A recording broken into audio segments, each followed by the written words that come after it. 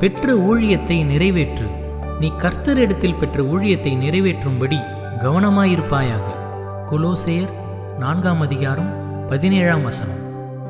நான் உனக்கென்று கொடுத்த ஊழியத்தை நீ நிறைவேற்றுவதற்கு பிரயாசப்படு.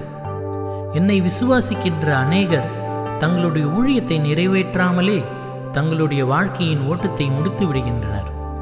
எனக்காக எவ்வளவு சாதித்தாய் என்பதை விட நான் தந்த ஊழியத்தை நிறைவேற்றினாயா என்பதே நான் உன்னிடத்தில் கேட்க விரும்புகின்ற கேள்வியாகும்.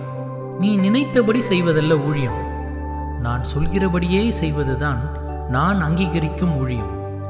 என் உலகளாவிய பெரிய திட்டத்தில் உன்னுடைய ஊழியமும் பெரும் பங்காற்றுகின்றது என்பதை ஒரு நாளும் மறந்துவிடாதே. நீ செய்யும்படிக்கு உனக்கு நான் தந்திருக்கின்ற ஊழியம் சிறியதோ அல்லது பெரியதோ அதுவல்ல முக்கியம்.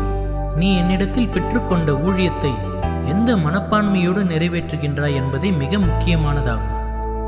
அவ்விசுவாசமும் கீழ்ப்படியாமை தாமதமும் என்னுடைய ஊழியத்தின் எதிரிகள். சிறு குழந்தையை போன்ற விசுவாசமும் அன்றாட உடனடி கீழ்ப்படிதலும் உன்னை என் ஊழியத்தில் பிரகாசிக்கச் செய்யும். ஜெபம். பரிசுத்த பிதாவே, நீர் எனக்கு தந்த ஊழியத்தை நான் முழுமையாய் நிறைவேற்றுவதற்கான கிருபையை தாரும்.